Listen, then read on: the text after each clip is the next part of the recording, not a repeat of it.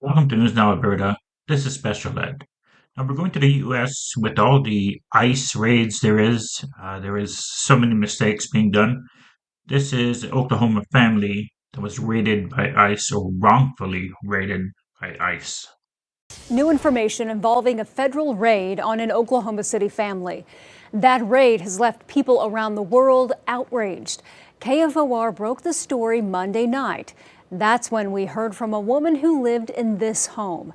She says she and her 3 daughters were sound asleep last week when federal agents burst in and subjected them to absolute terror. Well, tonight, Homeland Security officials now admit agents with ICE, that's Immigration and Customs Enforcement, were the federal lawmen who were on the scene that night. They also admit the woman and her 3 daughters are U.S. citizens and were not suspects they were supposed to be taking into custody. Now, over the past 2 days, let me tell you, we've heard from hundreds of people in Oklahoma, perhaps you or someone you know, even across the nation and even across the world, asking how could this have happened? News 4's Spencer Humphrey has the update. So this is the total screw up. They busted down everything they could. They looked through everything. They seized these people's computers and phones. Everything they could do. And then they blame the courts for giving them the warrant. Well, they gave the information to the courts to get that warrant. So I don't know why ICE and Homeland Security are blaming the courts. Decisions Like, why us? Why? have consequences. You know, so you hear this on the news, and now I'm part of the news. Real life ones. Like, read the room. Read the room. 4 vulnerable females, half dressed.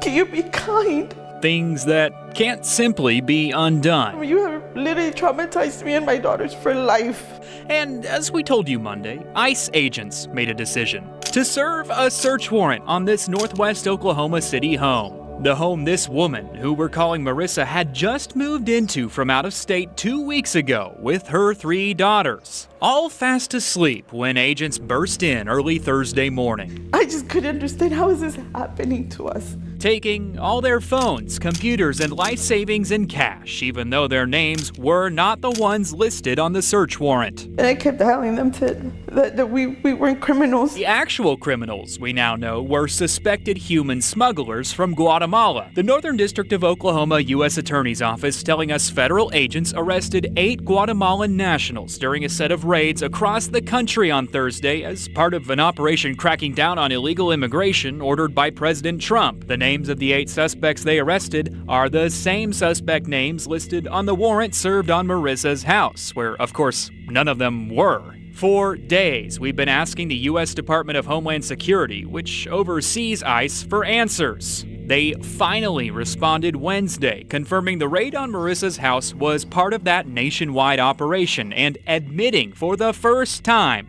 Marissa and her family were not supposed to be targeted, telling us ICE was carrying out a court-authorized search warrant for a large-scale human smuggling investigation. The search warrants included the location of an address where U.S. citizens recently moved. The previous residents were the intended targets. Now their total incompetence led them to here. They didn't double check before they entered the house. They entered the house as 4 women. Not anybody in that house is on that warrant, but they still put them through stuff and seize their belongings. Since our report first aired Monday, it's gained international headlines, catching the attention of attorney Patrick Giacomo. And I opened my phone and saw this and just thought, here we go again. He's got good reason to say that. So yesterday morning, I argued a case in the U.S. Supreme Court on behalf of a family from Atlanta who were the victims of a wrong house raid committed by the FBI, who simply failed to check the address on the house before they sent in a SWAT team. Giacomo is with the Institute for Justice, a national nonprofit legal advocacy group. They're representing that Atlanta family free of charge. He was walking out of the U.S. Supreme Court after arguing their case when he saw Marissa's story. I mean, what timing is that? He says his group wants to take on Marissa's case for free too, telling us it fits a years-long pattern of questionable raids. This is awesome that she gets free lawyers. A lot of times suing is the only thing you can do because they won't hold themselves accountable.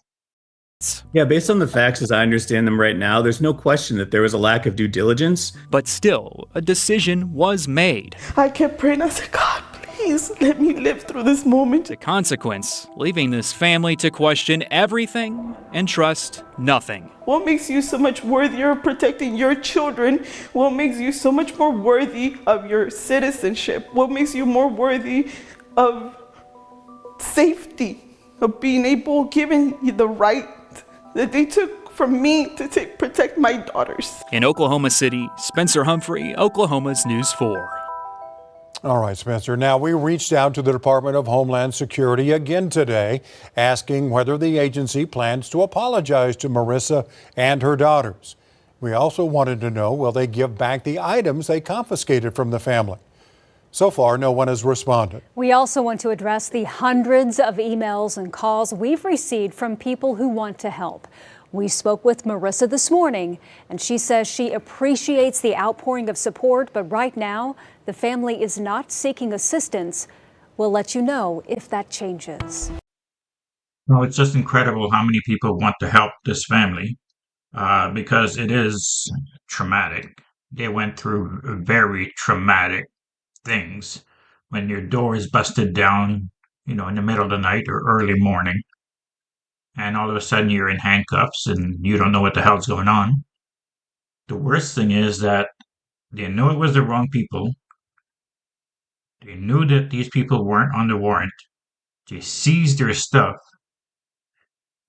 They admitted to wrongfully raiding the house, but these people still don't have their phones and computers back. So what is the agency doing? Unlawfully going through their stuff if they're not on the warrant? Let me know what you think of this. Please write that in the comments for me. Please like, share, and subscribe. Thank you.